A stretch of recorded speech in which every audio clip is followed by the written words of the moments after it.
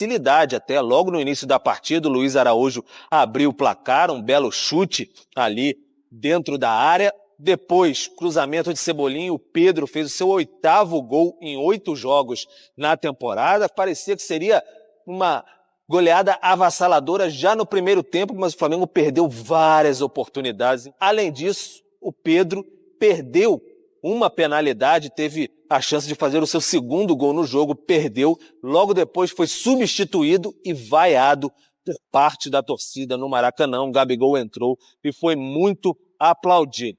Depois do jogo, ouvimos os personagens aqui no Maracanã, como o Pedro, que falou sobre essa questão de receber vaias da torcida do Flamengo. Como sempre, né? A pressão no Flamengo, como eu falei, sempre existiu, né? Não só no Flamengo, mas na minha carreira eu sempre tive pressão, né? Desde quando eu tentei ser jogador, mas isso não me abala, pelo contrário, me dá mais força ainda para querer dar o meu melhor a cada jogo, como eu sempre faço.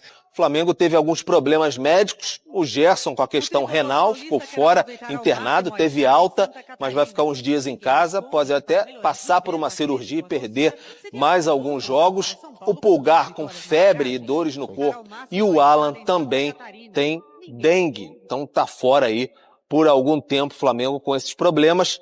Para domingo tem Fla-Flu, jogo importante contra o 2º colocado da Taça Guanabara.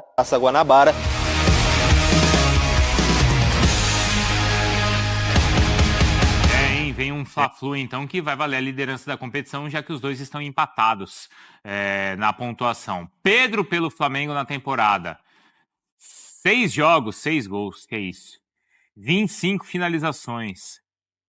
Finalizações certas, ele também é o primeiro. Então ele não é o que mais joga, mas ele é o artilheiro, é quem mais finaliza, de maneira correta. Antes então da gente falar, das vaias e o Breiler desistir de tentar entender o futebol brasileiro, não desista, só Breiler, tá, Breiler? Mas vamos... Acho que assim, né, Marra? O Pedro contava pra gente da questão ali dos desfalques no meio de campo, isso proporcionou a Arrascaeta e o De La Cruz junto, né, os dois juntos. Jesus ganha o mais Igor, espaço. Que de repente apareceu aí no time do Flamengo e vai agradando também, né, Marra? Eu acho que a gente tem que falar de um momento bastante positivo. Claro que alguém vai sempre entrar nessa conversa lembrando que é o campeonato estadual, mas é o campeonato que tem para jogar, não tem o que fazer. E no campeonato estadual a gente percebe os conceitos sendo assimilados de uma forma legal com o passar do tempo.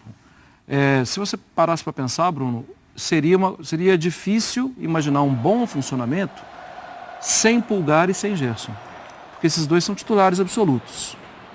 O time funcionou bem. Aí, novamente, espaço para o Igor Jesus, uns passinhos para trás para o De La Cruz. Quando eu falei da mexida de posição do Cebolinha, no segundo tempo, né, quando entra o Bruno Henrique, o Cebolinha sai do lado esquerdo, vai para o lado direito. Eu acho que ontem foi um bom funcionamento. Pensando que o Tite não é um aventureiro do futebol, ele conhece, ele sabe o que está acontecendo, eu entendo que ele está utilizando o campeonato estadual para trabalhar com o elenco, algumas situações, mas também para tirar as suas conclusões. E acho que ontem foi um dia que ele tirou boas conclusões em relação ao posicionamento com o De La Cruz mais para trás. E talvez até o Igor tenha furado alguma filinha aí, né? Aproveitando o problema de saúde dos outros.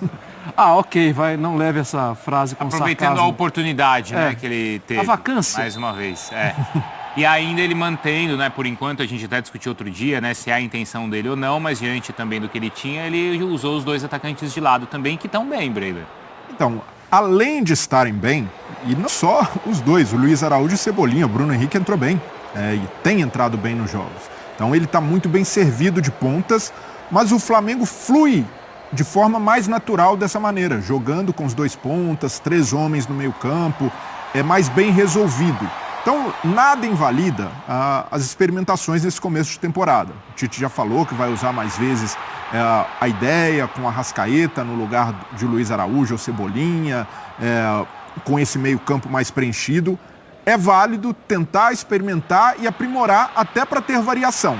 Mas hoje, se o Flamengo fosse disputar uma final, para mim o sistema mais pronto é esse, com 2 atacantes, como o Flamengo vem jogando desde a temporada passada. A gente ontem falou, esse time já está acostumado a jogar assim. Exato. E o outro vai precisar de tempo para se acostumar a jogar da outra maneira, né? Então, mas não se pode também interditar a possibilidade de variação. Isso. Tá resolvido, não precisa mexer em mais nada. É começo de temporada, é o espaço para isso. E a gente vê que o Tite não está inventando demais. Ele está dando sequência para o time, ele está fazendo por merecer oportunidades. Igor Jesus foi bem? Vai de novo, ganha sequência. E mesmo que o Pulgar ou o Alan tivesse à disposição, acredito que ele entraria durante o jogo. Os dois pontas, Luiz Araújo muito bem na recomposição, no ataque, marcando gol. Então faz sentido manter essa característica. O Flamengo tem, claro que enfrentou em sequência as 3 piores defesas do Campeonato Carioca, Volta Redonda, Bangu e Boa Vista, mas fez sua parte. Produziu nesses 3 jogos, o Flamengo saiu com mais de 20 finalizações, contra o Boa Vista, 28. Então a produtividade ofensiva tem acontecido. Mas, ponderando o nível dos adversários, é um Flamengo que tem o melhor ataque do campeonato, a melhor defesa, o Flamengo que tem sido... Sofreu um gol só. Sofreu só um gol e tem sido seguro, marcou 18. Por tudo isso, é uma campanha, menos que o resultado, mas o desempenho do time tem dado respostas para o que o Tite quer. Sabe que esse é um ponto que parece, às vezes, passar batido, mas a gente tem debatido aqui algumas vezes times que perderam a confiança. Se você tem o campeonato estadual, que é um campeonato de menor competitividade, de pouco parâmetro, isso tudo, para mim, também é verdade. Por outro lado, você vai vencendo, você não vai tomando gol, a sua confiança vai crescendo. Claro. Os jogadores passam a acreditar mais. Então, utilizar o campeonato estadual como uma ferramenta de sustentação emocional é positivo, é altamente positivo. E quem entende o emocional da magnética? Hein, Breiler? Eu desisti de entender. Porque apesar de todos esses elogios, apesar dos números ali que a gente mostrou do Pedro, né, o artilheiro, quem mais finaliza, quem melhor finaliza também no time do Flamengo, ele foi vaiado no momento da substituição e o Gabigol aplaudidíssimo. Depois do jogo, o atacante e treinador falaram sobre isso. Com verdade, pelo menos a minha verdade. Eu também estou pressionado. A minha atividade ela é exposta e pressão o tempo todo. O atleta de alto nível também. E alguns torcedores, eles colocam porque estilos, às vezes, tu gosta mais de um, mais de outro. Seguramente, se tu pegar uma grande parte da torcida, não gostaria de ter o Tite como técnico, gostaria de ter outro. O que ela vai ter é a dignidade do trabalho. O que eles têm que ter é a dignidade do trabalho. É uma concorrência leal. É fazer o melhor e colocar a equipe acima de qualquer coisa. Mas são 2 grandes jogadores. Talvez quando tu tem a 9 ou a 10 nas costas, sempre fica o gol. Mas eles têm uma relação e um trabalho de conjunto também, que ele é mais importante do que a individualidade. Como sempre, né? A pressão no Flamengo, como eu falei, sempre existiu. Né? Não só no Flamengo, mas na minha carreira eu sempre tive pressão, né? Desde quando eu tentei ser jogador. Mas isso não me abala, pelo contrário, me dá mais força ainda para querer dar o meu melhor a cada jogo, como eu sempre faço. E em relação ao Gabi, eu acho que a gente sempre, né, se deu muito bem, a gente conquistou grandes coisas juntos também, um lado um do outro. Acho que sempre criaram nessa, vamos dizer, rivalidade, né, entre mim e entre ele, mas a gente sempre se deu muito bem dentro de campo, fora de campo também, né? Então acho que é o Flamengo que ganha com isso, a gente tem que estar procurando estar cada um no seu melhor nível para ajudar o Flamengo, e é isso que eu penso, cada jogo, cada treino dar o nosso melhor, como eu sempre fiz aqui no Flamengo. Pedro, foi uma... E a gente vai colocar as imagens de novo, né? Porque o Pedro, ele perde um pênalti, perde outros gols ali também, né? Mas até no momento da cobrança do pênalti é curioso porque enquanto existe a checagem do VAR, a substituição para o Gabigol entrar em campo está sendo feita, né? E aí o Gabigol pede para esperar para ele bater, não é, Breiler? E aí é mais um ingrediente aí nessa discussão. Então, ali da parte do Gabigol, é uma parada até compreensível. O jogador querendo marcar, ele queria se redimir pelo pênalti perdido contra o Vasco, tá ali com fome de entrar no jogo, natural isso daí, a torcida percebeu, o Gabigol tá ali, vamos... E o contexto era do Pedro, que perdeu muitos gols no jogo, mas o Pedro vinha de uma partida em que marcou 3 gols contra o Bangu, então tem crédito e já tinha marcado no jogo também. Mas não é natural. Não, aí não é natural. Não é natural. O cara tá ali pra entrar, não, espera que eu vou entrar pra bater, pergunta se eu posso bater. nesse sentido. Mas nesse ponto eu não vejo que o Gabigol ali cruzou a regra da ética. Foi mais ali da fome mesmo de eu acho que ele cruzou. O cara existe uma disputa entre os dois. O cara vai bater o pênalti. Você não pergunta pra ele se eu posso bater.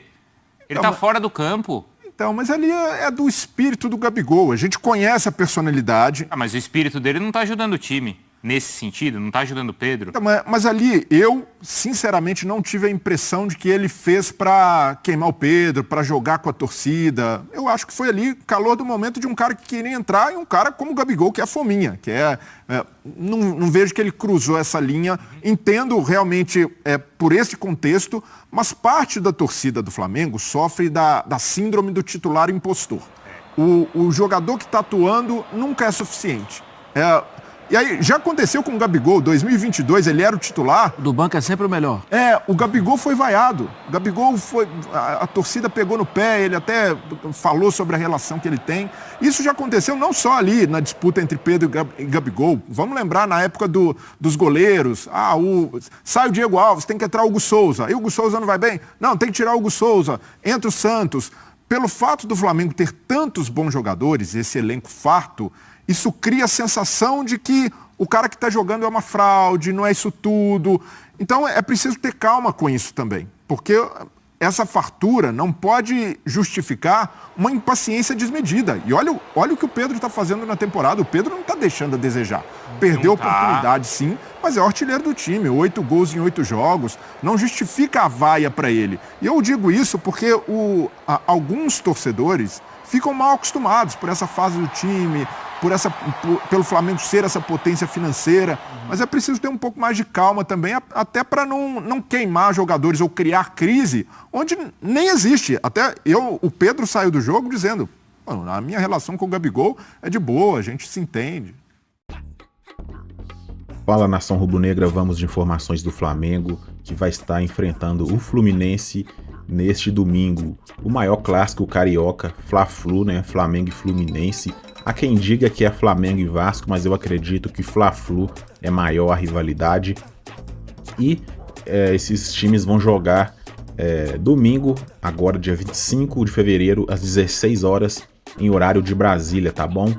A opção para assistir esse jogo vai ser pelo canal GOAT no YouTube.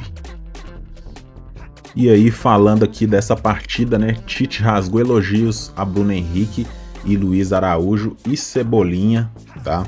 Então, o Tite acredita nesse trio ofensivo, Bruno Henrique, Luiz Araújo e Cebolinha.